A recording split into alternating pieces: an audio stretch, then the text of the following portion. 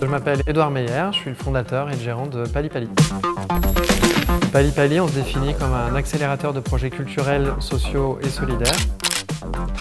On veut être la réponse aux personnes qui ont des projets dans notre secteur et qui ont besoin d'aide. Moi, je suis français d'origine, je suis un bruxellois d'adoption depuis assez longtemps. Je travaillais d'abord sur l'immobilier du Parlement européen et sur la culture. Ces deux thématiques qui, 20 ans plus tard, sont devenues mon métier. Au moment où j'ai arrêté le Parlement européen, j'ai commencé à développer des projets dans Bruxelles.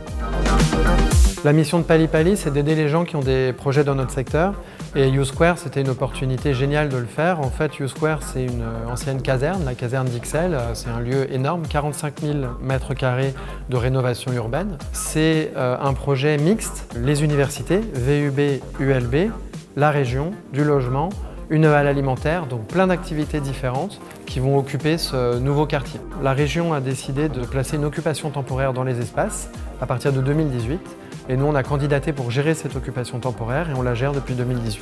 Le projet de rénovation de cet espace U-Square, c'est un projet qui est permis par l'Union européenne aussi, puisqu'une partie du financement vient d'une programmation FEDER qui va notamment aider les équipements universitaires. De 2018 à 2022, on a animé un projet qui s'appelle See You, qui annonçait U-Square après, qui était un projet d'occupation qui nous a permis d'accueillir à peu près 200 porteurs de projets, 400 000 visiteurs, de construire un vélodrome dans l'espace public, d'ouvrir 365 jours par an.